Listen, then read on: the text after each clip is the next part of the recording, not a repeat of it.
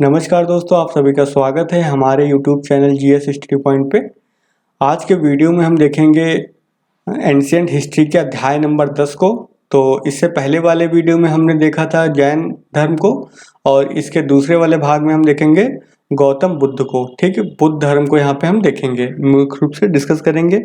और परीक्षा के दृष्टि से जो है बहुत ही इंपॉर्टेंट टॉपिक आपका है ये। तो देखते हैं।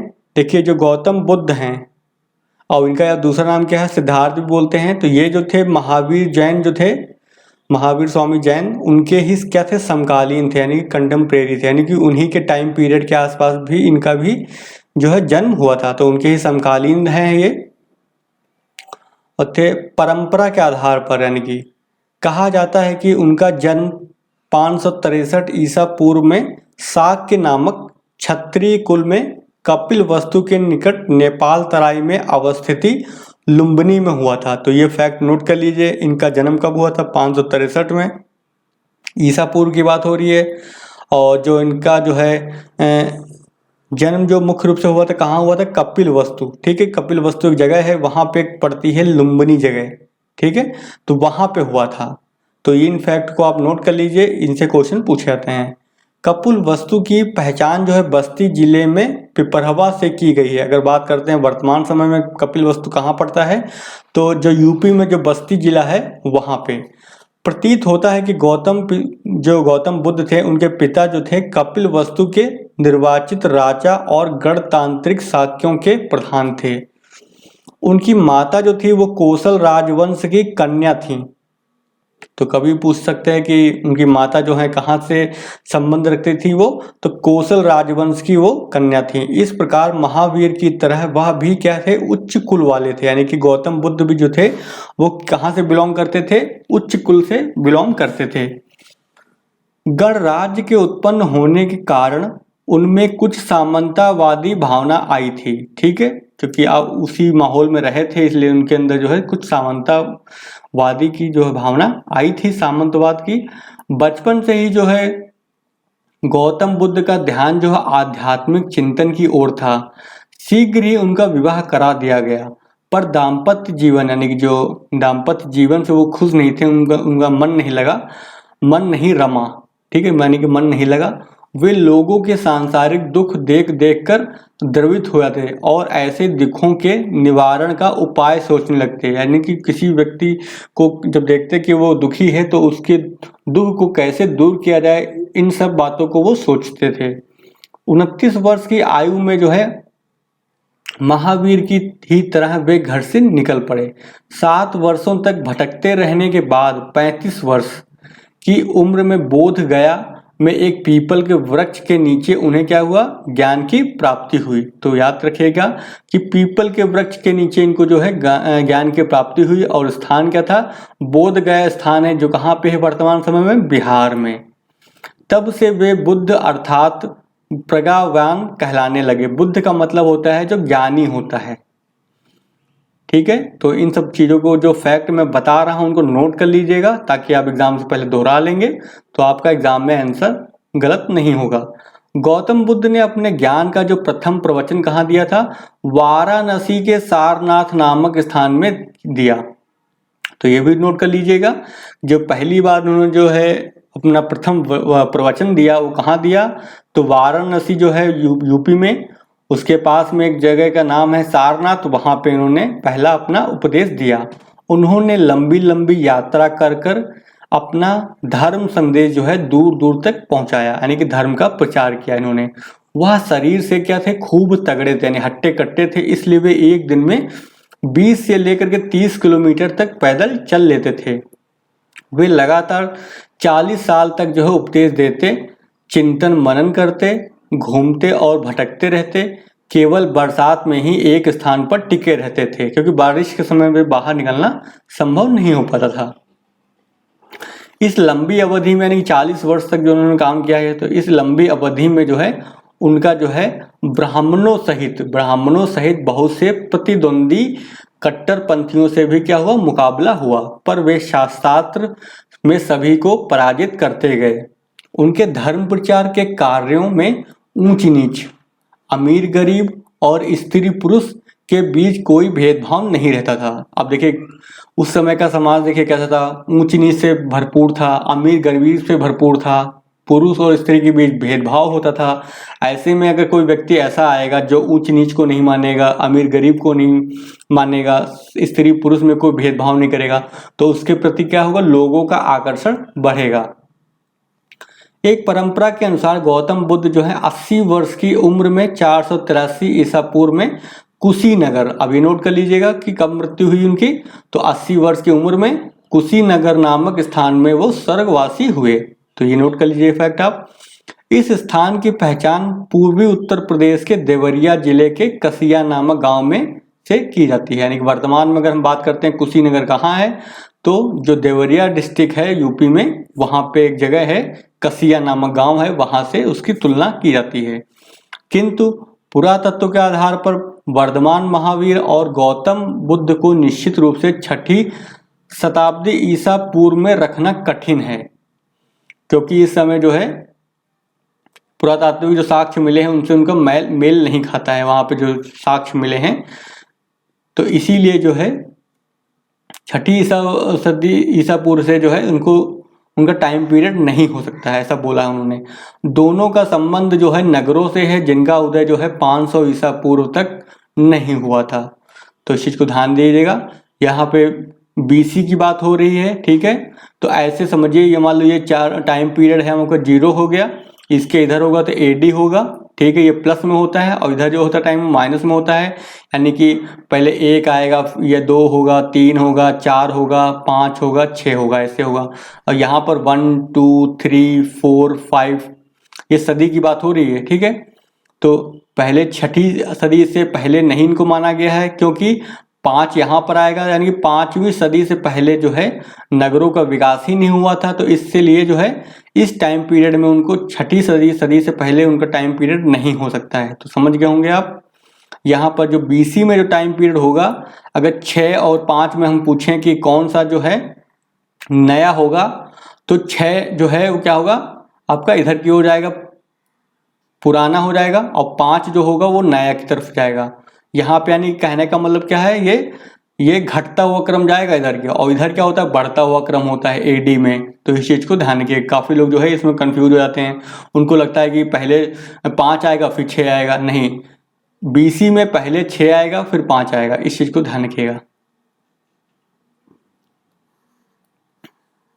अब देख लेते हैं बौद्ध धर्म के सिद्धांतों को, देख लेते हैं कि बौद्ध धर्म में क्या क्या सिद्धांत थे, यहां से क्वेश्चन बनते हैं। तो बुद्ध जो है बड़े व्यवहारिक सुधारक थे, उन्होंने अपने समय की वास्तविकताओं को खुली आंखों से देखा। वे उन निरर्थक वाद विवादों में नहीं उलझे जो उनके समय में आत्मा और परमात्मा के बारे में जोरों से चल रहे थे। यानी कि आत्मा होती है नहीं होती है, परमात्मा होता है या नहीं होता है, वो इन सब वाद विवादों में नहीं उलझे, उन पर ध्यान नहीं दिया उन्होंने जो है अपने को सांसारिक समस्याओं में लगाया। यानी कि जो दिख रही हैं संसार में जो समस्याएं हैं उनको कैसे दूर किया जाए, उस पर ध्यान बस केंद्रित किया। उन्होंने कहा कि संसार दुखमय है और लोग केवल काम का मतलब यहाँ पे क्या है, इच्छा, जो इच्छा होती है, किसी के अंदर लालसा होती है, उसके कारण दुख पाते हैं। यदि काम अर्थात लालसा पर विजय पाई जाए तो निर्वाण प्राप्त हो जाएगा। तो यहाँ पे एक शब्द आया निर्वाण, ठीक है। ये निर्वाण प्राप्त कब होगा, जब कोई व्यक्ति अपनी इच्छाओं को नियंत्रित कर लेगा, तो उसको क्या हो जाएगी, निर्वाण की प्राप्ति हो जाएगी, जिसका अर्थ है कि जन्म और मृत्यु के चक्र से मुक्ति मिल जाएगी, ठीक है। तो निर्वाण का यहाँ पे मतलब क्या हो गया, जन्म और मृत्यु के जो चक्र है उससे क्या हो जाएगी, उसको मुक्ति मिल जाएगी। चलिए आगे देख लेते हैं। गौतम बुद्ध ने जो है दुख की जो है निवृत्ति के लिए, यानी कि दुख कैसे दूर हो उसकी निवृत्ति के लिए अष्टांगिक मार्ग जो है बताया, अष्टविध साधन। तो आप कभी भी आपसे अगर क्वेश्चन ये पूछा जाता है कि अष्टांगिक मार्ग जो है किस धर्म से संबंधित है, तो बुद्ध धर्म से संबंधित है, गौतम बुद्ध ने दिया था ये, ठीक है। तो इस फैक्ट को नोट कर लीजिएगा आप। फिर यह अष्टांगिक मार्ग जो है ईसा पूर्व 3री सदी के आसपास के एक ग्रंथ में बुद्ध का बताया हुआ कहा गया है, ठीक है। चलिए आगे देख लेते हैं। अब अष्टांगिक मार्ग को यहाँ पे हम देख लेंगे आगे चल के। और ये 8 साधन कौन से हैं, तो अष्टांगिक मार्ग में बताया है सम्यक दृष्टि और सम्यक संकल्प, सम्यक वाक, सम्यक कर्मांत, सम्यक आजीव, सम्यक व्यायाम करना, सम्यक स्मृति और सम्यक समाधि। तो ये हो गया आपके 8 साधन जो अष्टांगिक मार्ग हैं वो। यदि कोई व्यक्ति इन 8 मार्गों का अनुसरण करे तो उसे पुरोहितों के फेर में नहीं पड़ना पड़ेगा। जो उस समय के जो ब्राह्मण लोग होते थे, जो पुरोहित का कार्य करते थे, तो उनके चक्कर में आम आदमी को नहीं जाना पड़ेगा और वह अपना लक्ष्य को जो है प्राप्त कर लेगा। उनकी शिक्षा है कि ना अत्यधिक विलास करना चाहिए और ना अत्यधिक संयम ही, यानी कि ये मध्यम मार्ग के जो है क्या थे, प्रशंसक थे, उसको मानने वाले थे। तो वे मध्यम मार्ग के क्या थे, प्रशंसक थे। या तो बहुत ज्यादा विलास, जीवन में विलासितापूर्ण जीवन नहीं करना चाहिए, या फिर अत्यधिक संयम पूर्ण जीवन नहीं होना चाहिए। यही खास बात अलग है जैन में। जैन में क्या होगा, उन्होंने अत्यधिक संयम की बात करी है, लेकिन जो बुद्ध हैं वो किसकी बात करते हैं, मध्यम मार्ग की बात करते हैं वो। चलिए आगे देख लेते हैं। जैन तीर्थंकरों की तरह बुद्ध ने भी जो है अपने अनुयायियों के लिए क्या बनाया, उन्होंने आचार नियम बनाए, जिसको क्या बोलते हैं, विनय। ठीक है, आचार नियम है उसको क्या बोलते हैं, विनय। ध्यान रखिएगा, इसको नोट कर लीजिएगा। निर्धारित किए। इस आचार संहिता के मुख्य नियम है, पहला कौन सा नियम है कि पराये धन का लोभ नहीं करना। जो दूसरे का धन है उस पर अपना लोभ नहीं रखना। दूसरा क्या, हिंसा नहीं करना, तो ये भी बहुत इंपॉर्टेंट है। फिर तीसरा क्या था, नशे का सेवन ना करना, तो नशा नहीं करना चाहिए, ये भी बताया था। फिर चौथा था झूठ नहीं बोलना, तो सदैव सत्य बोलें और झूठ नहीं बोलना है। पांचवा बताया था दुराचार से दूर रहना। ठीक है, तो ये मुख्य जो है नियम थे। सामाजिक आचरण के ये नियम सामान्य रूप से प्रायः सभी धर्मों में निर्धारित हैं। आप हर धर्म में देखेंगे कि हिंसा नहीं करनी चाहिए, चोरी नहीं करनी चाहिए, झूठ नहीं बोलना चाहिए, दुराचार नहीं करना चाहिए। ठीक है, चलिए अब आगे देख लेते हैं हम बौद्ध धर्म की विशेषताएं और इसके प्रसार के कारण, यानी कि कौन कौन सी विशेषताएं थी इस धर्म की और क्यों फैला ये, इसके बारे में बात करेंगे हम। बौद्ध धर्म जो है ईश्वर और आत्मा को नहीं मानता है। तो ध्यान रखिएगा इसमें कि जो बौद्ध धर्म है, इसको नोट कर लीजिएगा, ईश्वर को भी नहीं मानता है और आत्मा को नहीं मानता है। लेकिन जैन धर्म जो हमने पढ़ा था इससे पहले, तो उसमें देखा था कि ईश्वर को मानता है, लेकिन वो जिन है उसके नीचे रहता है। जिन सबसे ऊपर है, उसके नीचे क्या है, ईश्वर है, उनके अनुसार, जैन धर्म के अनुसार। ठीक है, लेकिन यहाँ पर जो बौद्ध धर्म है वो क्या कहता है, वो ईश्वर को नहीं मानता है, आत्मा को भी नहीं मानता है। इस बात को हम भारत के धर्मों के इतिहास में क्रांति कह सकते हैं, क्योंकि पहली बार किसी ने ऐसा बोला था।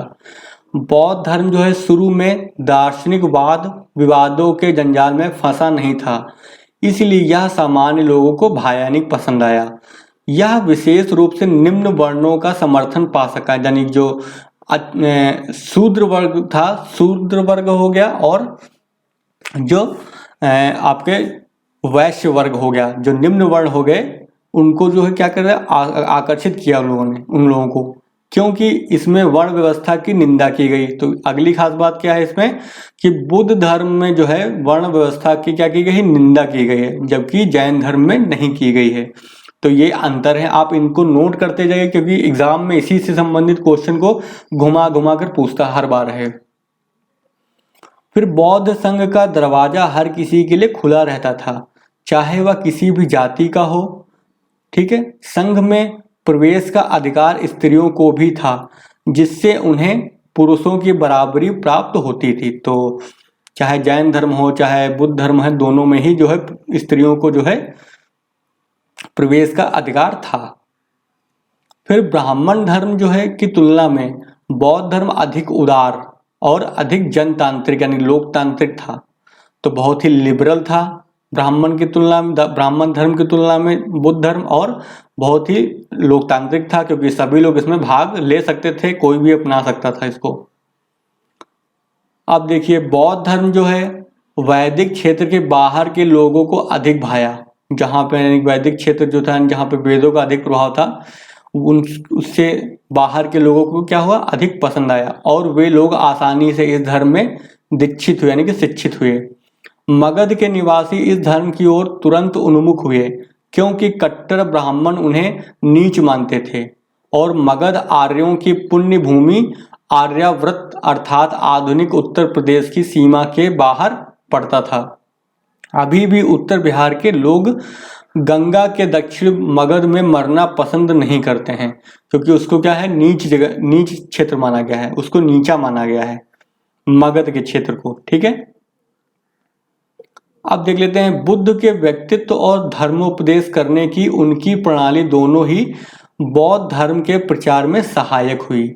वे भलाई करके बुराई को भगाने तथा प्रेम करके घृणा को भगाने का प्रयास करते थे। निंदा और गाली से उन्हें क्रोध नहीं आता था। ठीक है, कठिन स्थितियों में भी वे धीर और शांत, ठीक, धीर और शांत बने रहते थे, यानी कि उनको गुस्सा नहीं आता था कहने का मतलब, और अपने विरोधियों का सामना चातुर्य और प्रत्युत्पन्न मति से करते थे। प्रत्युत्पन्न क्या होता है, तुरंत उपाय खोजने वाला, तुरंत जवाब देता है जो, उसको बोलते हैं चतुरतापूर्ण। ठीक है, कहा जाता है कि एक बार एक अज्ञानी व्यक्ति ने उन्हें गालियां दी, वे चुपचाप सुनते रहे। उस व्यक्ति का गाली देना बंद हुआ तो उन्होंने पूछा, वत्स, यदि कोई दान को स्वीकार नहीं करे तो उस दान का क्या होगा, ऐसा उन्होंने क्वेश्चन किया। तो विरोधी ने उत्तर दिया, वह दान देने वाले के पास ही रह जाएगा।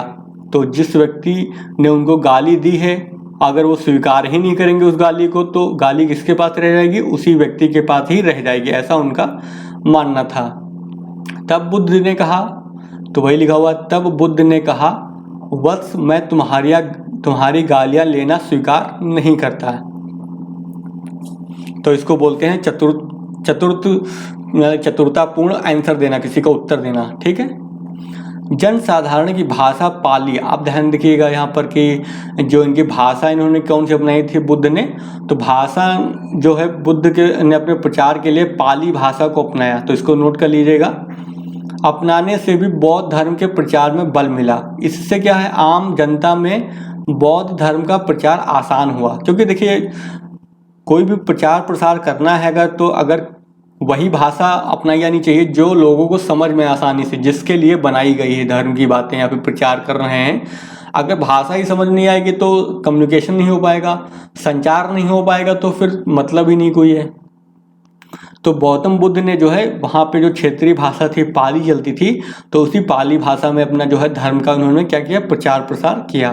गौतम बुद्ध ने संघ की स्थापना की जिसमें हर व्यक्ति जाति या लिंग के भेद के बिना प्रवेश कर सकता था।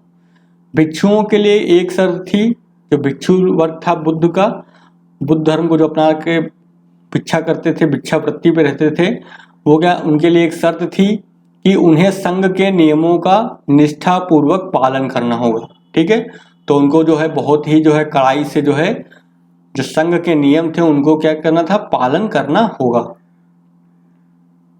फिर बौद्ध संघ में शामिल होने के बाद इसके सदस्यों की इंद्रिय निग्रह, ठीक है, अपरिग्रह का मतलब धन का संकेंद्रण नहीं करना, धनहीनता बोलते हैं इसको, और श्रद्धा का संकल्प लेना पड़ता था, यानी कि अपनी जो इंद्रियां होती थी उन पर नियंत्रण करना होता था, धन का संकेंद्रण नहीं करना है, और श्रद्धा यानी विश्वास जो होता है उसका संकल्प लेना पड़ता था।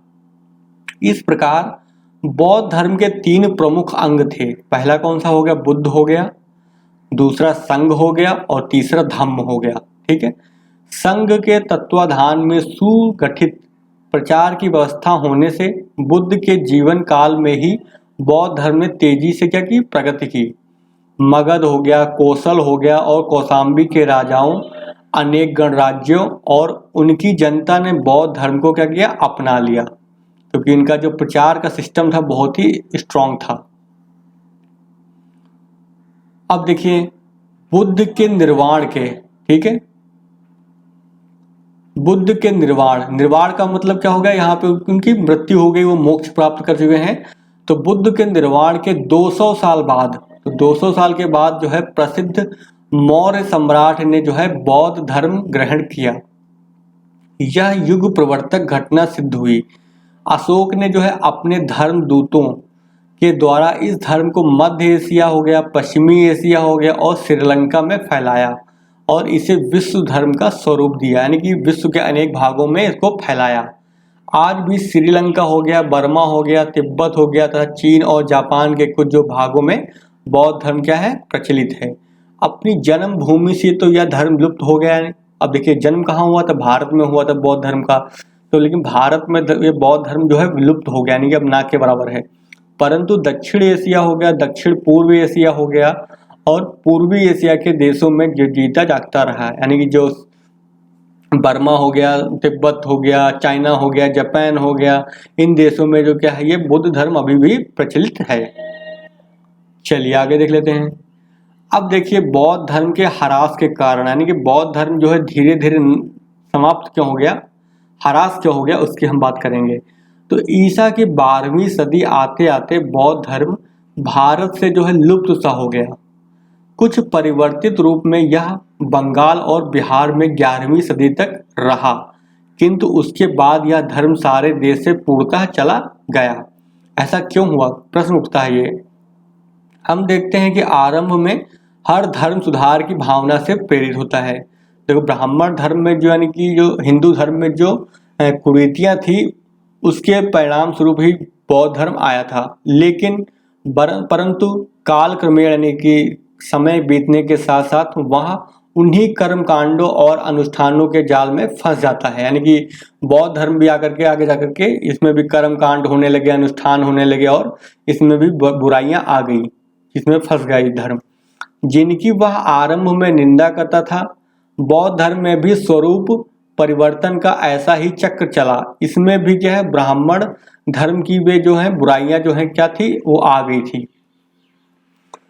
तो वही लिखा हुआ है कि बुराइयां घुस गई जिनके विरुद्ध इसने आरंभ में लड़ाई छेड़ी थी। यानी कि जिस उद्देश्य के साथ जो है ये आया था धर्म, वही बुराइयां फिर इसमें आ गई थी और तो इससे क्या हुआ, ये भी धर्म क्या हो गया, धीरे धीरे ह्रास हो गया।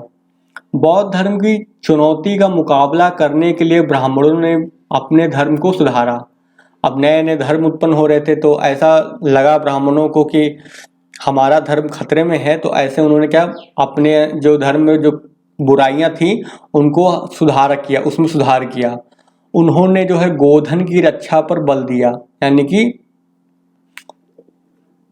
गाय बैल की जो है सुरक्षा पे बल दिया, उनको बलि देने से रोक दिया, कम कर दिया, तथा स्त्रियों और शूद्रों के लिए भी धर्म का मार्ग प्रशस्त किया, यानी कि महिलाओं को भी और जो शूद्र थे उनको भी जो है धर्म में भागीदारी देना स्टार्ट की। दूसरी ओर बौद्ध धर्म में विकृतियां आती गईं। धीरे धीरे बौद्ध भिक्षु जनजीवन की मुख्य धारा से कटते गए। उन्होंने जन सामान्य की भाषा पाली को छोड़ दिया। तो जो पहले पाली भाषा का जो इस्तेमाल कर रहे थे अपने प्रचार प्रसार के लिए, उसकी जगह अब क्या है, संस्कृत को ग्रहण कर लिया, जो केवल विद्वानों की भाषा थी। तो जो संस्कृत भाषा थी वो क्या थी, विद्वानों की भाषा थी। वो आम जन जो जीवन के लोग थे, गरीब वर्ग के लोग थे, उनको नहीं आती थी।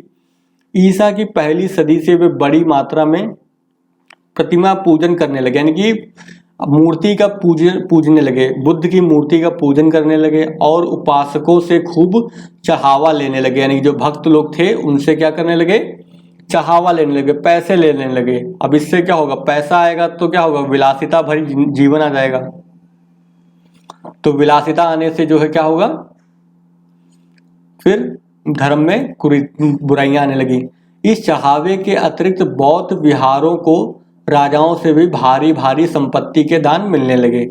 इन सभी से जो है क्या, बौद्ध भिक्षुओं का जीवन कैसा हो गया, सुख का जीवन बन गया, विलासिता पूर्ण जीवन हो गया। नालंदा जैसे बौद्ध विहार तो 200 गांवों से कर तहसीलते थे, यानी कर वसूलते थे।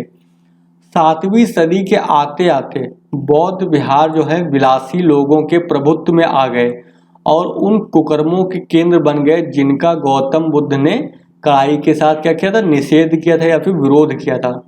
बौद्ध धर्म का यह नया रूप जो है वज्रयान नाम से प्रसिद्ध हुआ, यानी कि जो विलासितापूर्ण जो था वो किस नाम से प्रसिद्ध हुआ, वज्रयान नाम से जो है प्रसिद्ध हुआ। विहारों में क्या अपार संपत्ति और स्त्रियों के प्रवेश से उनकी स्थिति और भी बिगड़ी। चलिए आगे देख लेते हैं। आगे दे रखा है कि बौद्ध भिक्षु नारी को भोग की वस्तु समझने लगे। कहा गया है कि एक समय बुद्ध ने अपने प्रिय शिष्य आनंद से कहा था, यदि विहारों में स्त्रियों का प्रवेश न हुआ तो यह धर्म 1000 वर्ष टिकता, लेकिन जब स्त्रियों को प्रवेश का अधिकार दे दिया गया तो अब यह धर्म केवल 500 वर्ष तक टिकेगा। ऐसा उन्होंने पहले ही बोल दिया था। कहा जाता है कि ब्राह्मण शासक जो था पुष्यमित्र, तो जो ब्राह्मण शासक पुष्यमित्र था उसने क्या है बौद्ध धर्म को जो है काफी क्षति पहुंचाई थी। तो वही पुष्यमित्र शुंग ने बौद्धों को सताया था, यानी कि उनको परेशान किया था। सताए जाने के कई उदाहरण जो है ईसा की 7वीं सदियों में मिलते हैं। शैव संप्रदाय के हूण राजा मिहिरकुल ने सैकड़ों बौद्धों को क्या है मौत के घाट उतार दिया। तो ये भी ध्यान की शैव संप्रदाय यानी कि जो शैव संप्रदाय जो शिव की उपासना करने वाले राजा थे मिहिरकुल, उन्होंने भी जो है बौद्धों को क्या किया था, मारा था। ठीक है, चलिए आगे देखते हैं। फिर देखिए आगे दे रखा है कि जो गौड़ देश के शिव भक्त थे शशांक। ठीक है, शशांक ने बोध गया में उस बोधि वृक्ष को काट डाला। तो ध्यान रखिए, कभी पूछा सकता है कि बोधि वृक्ष को किसने काटा था, तो शशांक। राजा का नाम क्या है, शशांक, जिसके नीचे बुद्ध को ज्ञान की प्राप्ति हुई थी, उसका बोधि वृक्ष को उन्होंने काट डाला था। हुएन सांग जो यात्री है, चीनी यात्री है, तो हुएन सांग ने लिखा है कि 1600 स्तूप और विहार तोड़ डाले गए और हजारों भिक्षुओं और उपासकों को मार डाला गया। इसमें कुछ ना कुछ सच्चाई अवश्य होगी। इस पर बौद्धों की प्रतिक्रिया कई देवमालाओं में देखी जा सकती है, जहां बोधिसत्वों को हिंदू देवताओं के ऊपर क्या है खड़ा दिखाया गया है। ठीक है, तो समय के साथ साथ जो है आगे आने वाले राजाओं ने जो है बौद्ध धर्म के साथ जो है बौद्ध धर्म को सताया, उनका समर्थन नहीं किया, उनको मारा गया। ठीक है, फिर क्या है, मध्यकाल के आरंभ में जो है दक्षिण भारत में शैव और वैष्णव दोनों संप्रदायों के लोगों ने जैनों और बौद्धों का क्या किया, कड़ा विरोध किया। ऐसे संघर्षों से बौद्ध धर्म अवश्य कमजोर हुआ होगा। तो हमने यहाँ पे देख लिया कि क्यों कमजोर हो गया, क्यों बौद्ध धर्म जो है समाप्त होने लगा। फिर क्या, बिहारों में अपार संपत्ति को देखकर जो है तुर्की हमलावरों की ललचाई नजर उन पर पड़ी, यानी कि अब बिहार में पैसा वैसा आ गया तो उसके लिए क्या है बाहर के जो विदेशी आक्रमण होने लगे बिहारों पर। ये बिहार उन लोभी हमलावरों के विशेष लक्ष्य हो गए। तुर्कों ने बिहार में अनेक बौद्ध भिक्षुओं का संहार किया। यद्यपि कुछ भिक्षु जान बचाकर नेपाल और तिब्बत भाग गए। मोटे तौर पर 12वीं सदी तक जो है बौद्ध धर्म अपनी जन्मभूमि से करीब करीब क्या हो गया था, गायब हो चुका था, यानी विलुप्त हो चुका था, क्योंकि उसके बहुत से कारण हमने देख लिए। चले हम देख लेते हैं कि बौद्ध धर्म की उपादेयता क्या थी, यानी कि क्या दिया बौद्ध धर्म ने और इसका प्रभाव क्या रहा, इसको हम देख लेते हैं। तो संघ बौद्ध धर्म अंततः लुप्त हो जाने पर भी भारत के इतिहास में जो है अपनी अमिट छाप छोड़कर गया है। ईसा पूर्व 6वीं सदी में पूर्वोत्तर भारत की जनता के सामने जो समस्याएं खड़ी थी उनकी और बौद्धों ने क्या है प्रबल जागरूकता दिखाई। लोहे के फाल वाले हल से चली खेती, व्यापार और सिक्कों, ठीक है, तो इस तरह के जो सिक्के हो गए, खेती हो गई, व्यापार हो गया के प्रचलन से व्यापारियों और अमीरों को क्या हो धन संचित करने का मौका मिला। 80 कोटि धन वाले व्यक्ति की भी चर्चा मिलती है। इस सभी से स्वभावतः सामाजिक और आर्थिक असमानता भारी मात्रा में उत्पन्न हुई, यानी कि कुछ वर्ग जो थे बहुत अमीर हो गए और बाकी वर्ग जो थे बहुत गरीब हो गए। इसलिए बौद्ध धर्म ने जो है घोषणा की धन संचय नहीं करना चाहिए, यानी कि धन को इकट्ठा नहीं करना चाहिए। इस धर्म के अनुसार दरिद्रता हो गई, घृणा हो गई, क्रूरता हो गई और हिंसा की जननी है। यानी कि दरिद्रता, घृणा, क्रूरता जो है क्या करेगा, हिंसा को जन्म देती है। इन बुराइयों को दूर करने के लिए बुद्ध ने उपदेश दिया कि किसानों को बीज और अन्य सुविधाएं मिलनी चाहिए, व्यापारियों को धन मिलना चाहिए और श्रमिकों की मजदूरी मिलना चाहिए। इन उपायों की अनुशंसा सांसारिक दरिद्रता को दूर करने के लिए की गई, ताकि जो है लोगों में हिंसा की भावना ना आए, दरिद्रता समाप्त हो जाए। चलिए आगे देख लेते हैं। अब देखिए, बौद्ध धर्म यह भी उपदेश देता है कि जो दरिद्र व्यक्ति भिक्षुओं को भीख देगा वह अगले जन्म में क्या हो जाएगा, धनवान होगा। ठीक है।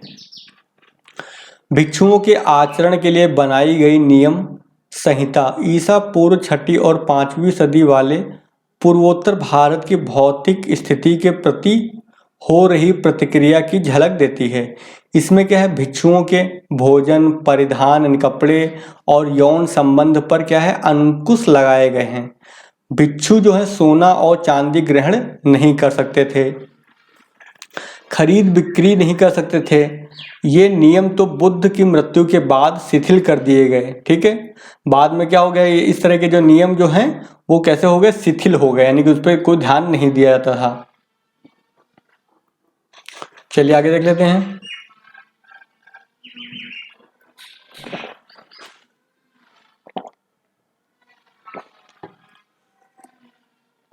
परंतु आरंभिक नियम एक प्रकार के आदिम साम्यवाद की ओर लौटने का संकेत देते हैं। जो साम्यवाद हमें व्यापार और उन्नत खेती न करने वाले कबायली समाज में लक्षित होता है। भिक्षुओं के लिए बनाए गए ये आचार नियम जो है पूर्वोत्तर भारत में ईसा पूर्व 5वीं सदी में विकसित मुद्रा के प्रचलन, निजी संपत्ति और विलासपूर्ण जीवन के विरुद्ध आंशिक विद्रोह की क्या करते हैं, झलक देते हैं। ठीक है। चलिए आगे देख लेते हैं। अच्छा, उस समय क्या होता, उन दिनों जो है मुद्रा और संपत्ति जो है विलास की वस्तुएं मानी जाती थी। बौद्ध धर्म में क्या है, ईसा पूर्व 5वीं सदी के भौतिक जीवन में उत्पन्न बुराइयों को दूर करने का प्रयत्न किया गया, यानी जो भौतिक बुराइयां थी जीवन में, और साथ ही लोगों के सामाजिक एवं आर्थिक जीवन में हुए परिवर्तन को स्थायी बनाने की ओर भी कदम उठाया गया। संघ में जो है कर्जदारों का प्रवेश वर्जित कर दिया गया, यानी जो कर्जदार थे उनको जो है प्रवेश नहीं मिलता था, रोक दिया गया। इससे स्पष्टतः महाजनों और धनवानों को लाभ हुआ, क्योंकि कर्जदार जो है अब संघ में शामिल होकर उनके शिकंजे से मुक्त नहीं हो सकते थे। इसी प्रकार संघ ने दासों के प्रवेश निषेध का नियम बनाया, जो दासों के स्वामियों के लिए क्या लाभकर हुआ, यानी कि जो कर्जा ले रखा था वो बौद्ध धर्म को नहीं अपना सकता था, जो गुलाम था, दास था, वो नहीं बुद्ध धर्म को अपना सकता था। ठीक है। तो इससे जो उनके मालिक थे उनको क्या हुआ, लाभ हुआ। इस प्रकार गौतम बुद्ध के जो उपदेश थे, उपदेशों और नियमों में भौतिक जीवन में आए परिवर्तनों को पूरा ध्यान में रखा गया और सैद्धांतिक रूप से उसे दृढ़ यानी मजबूत बनाया गया। यूँ तो बौद्ध भिक्षु संसार से विरक्त रहते, यानी कि संसार से उनका कोई मतलब नहीं रहता, ठीक, विरक्त रहना, और बार बार लोभी ब्राह्मणों की निंदा करते थे। फिर भी कई मामलों में ब्राह्मणों से उनका साम्य था, यानी कि जो ब्राह्मणों में गुण थे वही गुण उनमें भी थे, यानी कि समानता थी। दोनों उत्पादन में प्रत्यक्ष रूप से भाग नहीं लेते थे, यानी कि जो बौद्ध धर्म को अपनाते थे, बौद्ध भिक्षु होते थे, वो भी कोई भी उत्पादन का कार्य नहीं करते थे और समाज से मिली भीख या दान पर ही जीते थे, जैसे ब्राह्मण होते थे। दोनों ही बताते थे कि परिवार का पालन करना, निजी संपत्ति की रक्षा करना और राजा का आदर करना अच्छा है। तो ये ब्राह्मण भी कहते थे ऐसा, और ये बौद्ध धर्म के जो अनुयायी थे वो भी ऐसा कहते थे। अब महात्मा बुद्ध ने यही शिक्षा दी। फिर क्या है, दोनों जो है वर्गमूलक समाज व्यवस्था के समर्थक थे। भेद इतना ही था कि भिक्षु वर्ण को गुण और कर्म के अनुसार मानते थे, जो बौद्ध भिक्षु थे, पर ब्राह्मण जो थे वो जन्म के अनुसार जो है मानते थे समाज व्यवस्था में जो वर्गमूलक था। ठीक है, निसंदेह बौद्ध धर्म का लक्ष्य था मानव को मुक्ति या निर्वाण का मार्ग दिखाना।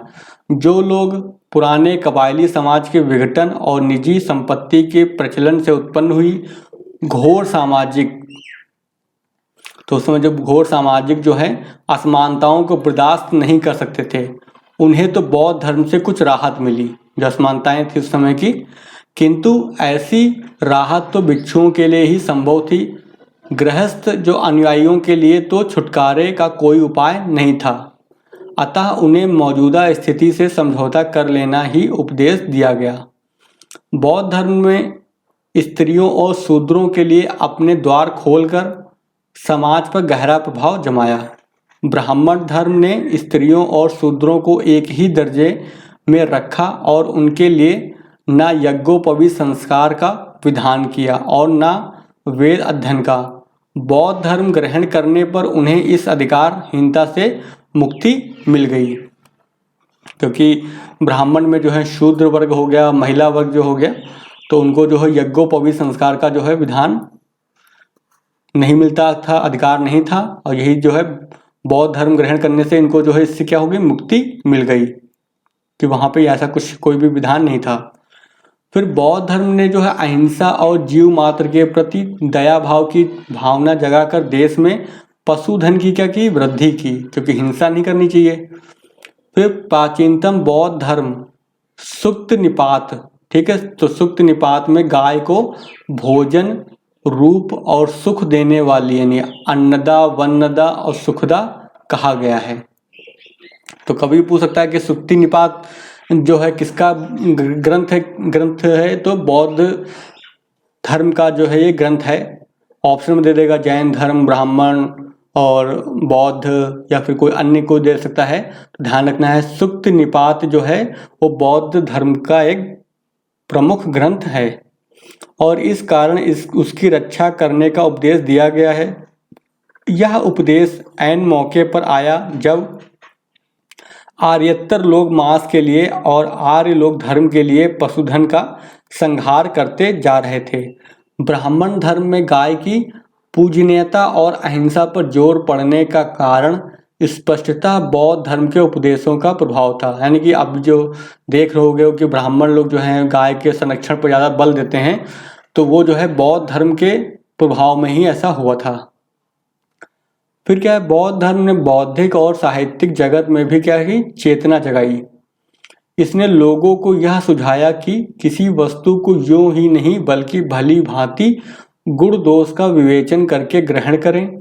बहुत हद तक अंधविश्वास का स्थान तर्क ने ले लिया। ठीक है, यानी कि अंधविश्वास की जगह क्या हो गई, लॉजिकल बातें होने लगी, तार्किक बातें होने लगी। इससे क्या हुआ, लोगों में बुद्धिवाद पनपा, यानी कि बुद्धि के अनुसार जो है काम करना, अंधविश्वास को हटा देना, समाप्त कर देना। अपने नए धर्म के सिद्धांतों का प्रतिपादन करने के लिए बौद्धों ने नए प्रकार से साहित्य सृजन की। ठीक है, और उन्होंने अपने अब नए प्रकार का जो है साहित्य का मतलब विकास किया उन्होंने अपने बुद्धि के से, और लेखन से जो है पाली को समृद्ध किया। अब किसी भी भाषा में अगर कोई लेखन होगा, साहित्य का निर्माण होगा, तो उस भाषा का क्या होगा, विकास होता है। आरंभिक पाली जो है साहित्य 3 कोटियों में बांटा जा सकता है। प्रथम कोटि में बुद्ध के क्या है, वचन और उपदेश हैं। दूसरे में क्या है, संघ के सदस्यों द्वारा पालन करने वाले नियम आते हैं। और तीसरे में क्या है, धम्म का दार्शनिक विवेचन। तो इसका ध्यान रखिएगा, जो धम्म है उसका संबंध किससे है, दार्शनिक। ठीक है, दार्शनिक विवेचन से, यानी कि फिलॉसफी से संबंधित है वो। चलिए आगे देख लेते हैं। ईसा के जो प्रथम 3 सदियों में, तो ईसा की जो पहली 3 सदियों में पाली और संस्कृत को मिलाकर बौद्धों ने एक नई भाषा चलाई जिसे मिश्रित संस्कृत कहते हैं। ठीक है, तो इन्होंने एक नई भाषा भी चलाई थी। कौन सी थी, मिश्रित संस्कृत। बौद्धों की साहित्यिक गतिविधि जो है मध्य युग में भी चलती रही। पूर्वी भारत की कुछ प्रख्यात अपभ्रंश कृतियां बौद्धों की देन हैं। बौद्ध विहार महान विद्या केंद्र हो गया, यानी यहाँ पे क्या है, विद्या यानी कि पढ़ाई होती थी, अध्ययन का केंद्र होता था, जहाँ पे क्या है विश्व के बहुत से प्रमुख मुख्य देशों से लोग पढ़ने के लिए यहाँ पे आते थे, जिन्हें आवासीय विद्यालय की संज्ञा दी जा सकती थी, यानी कि यहाँ पे लोग आकर रह करके पढ़ाई करते थे। इनमें बिहार में नालंदा और विक्रमशिला था। गुजरात में वल्लभी जो है उल्लेखनीय हैं। ये क्या है, प्रमुख विद्या के केंद्र हैं। चलिए आगे देख लेते हैं। प्राचीन भारत की कला पर देख लेते हैं। तो प्राचीन भारत की कला पर बौद्ध धर्म का स्पष्ट प्रभाव है। भारत में पूजित पहली मानव प्रतिमाएं जो है शायद बुद्ध की हैं। यानी कि अगर पूछा जाए आपसे क्वेश्चन कि भारत में पहली जो है ऐसी किसकी प्रतिमा की पूजा की गई थी, ठीक है, तो बुद्ध की जो है पहली बार प्रतिमा की पूजा की गई थी। श्रद्धालु उपासकों ने बुद्ध के जीवन को अनेक घटनाओं को पत्थरों में क्या है उकेरा। बिहार के गया में और मध्य प्रदेश के सांची और भरहुत में जो चित्रफलक यानी कि चित्र से बना हुआ एक पैनल मिले हैं, वे बौद्ध कला के क्या हैं उत्कृष्ट नमूने हैं। ईसा की पहली ही सदी से गौतम बुद्ध की फलक प्रतिमाएं बनने लगी। भारत के पश्चिमोत्तर सीमांत में यूनान और भारत के मूर्तिकारों ने नए ढंग की कला की सृष्टि करने के लिए क्या सम्मिलित रूप से प्रयास किया, जिसका क्या परिणाम हुआ, गंधार कला के नाम से विख्यात है। तो ध्यान रखिए, गंधार कला जो है वो कैसे बनी हुई है, भारत और यूनानी दोनों कलाओं का वो मिश्रण है, ध्यान रखिएगा, और काफी बार को पूछा गया है। और गंधार कला का संबंध किससे है, तो बौद्ध धर्म से, ठीक है, गंधार कला का जो संबंध है वो बौद्ध धर्म से है। चलिए, इस प्रदेश में बनी प्रतिमाओं में देसी और विदेशी दोनों प्रभाव स्पष्ट हैं। भिक्षुओं के निवास के लिए चट्टान तराश कर कमरे बनाए गए और इस प्रकार गया की बराबर की गुफाएं जो हैं वहां पर जो है भिक्षुओं के निवास के लिए बनाए गए थे बिहार। तो वही लिखा है, बराबर पहाड़ियों में और पश्चिमी भारत में जो है नासिक के आसपास की पहाड़ियों में गुहा वास्तुशिल्प। गुहा वास्तुशिल्प का मतलब क्या हुआ, जो चट्टानों को काट करके जो है बनाए जाते थे, गुफाएं बनाई जाती थी, उसको बोलते हैं गुहा वास्तुशिल्प का आरंभ हुआ। बौद्ध कला जो है दक्षिण में कृष्णा डेल्टा में और उत्तर में मथुरा में फली फूली। तो अगर दक्षिण भारत की बात करते हैं तो बौद्ध कला का विकास कहाँ हुआ है, जो कृष्णा नदी है तो कृष्णा नदी का डेल्टा क्षेत्र है वहाँ पर विकास हुआ है। और उत्तर भारत में अगर बात करते हैं तो वहाँ जो मथुरा का जो क्षेत्र है वहाँ पर जो है इस कला का जो है बौद्ध कला का क्या हुआ है, विकास हुआ है। तो ये रहा आपका जो है आज का चैप्टर, और परीक्षा की दृष्टि से बहुत ही इम्पोर्टेंट है, और मैंने जो है बहुत ही आसान भाषा में आपको समझाने का प्रयास किया है, ठीक है। तो वीडियो अगर आपको पसंद आता है तो वीडियो को लाइक कर देना एक बार, और कमेंट करके बताइएगा कि वीडियो कैसा लगा आपको, और चैनल पर नए हैं तो चैनल को शेयर कर लीजिएगा, सब्सक्राइब कर लीजिएगा, सॉरी। और इसके बाकी वीडियो को देखने के लिए आप जाइएगा प्लेलिस्ट में, वहाँ पे ओल्ड हिस्ट्री के एनसीईआरटी के नाम से एक बनी हुई है प्लेलिस्ट, वहाँ पे आप देख सकते हैं इसके सारे वीडियोस को, ठीक है। तो चलिए मिलते हैं फिर नेक्स्ट वीडियो में।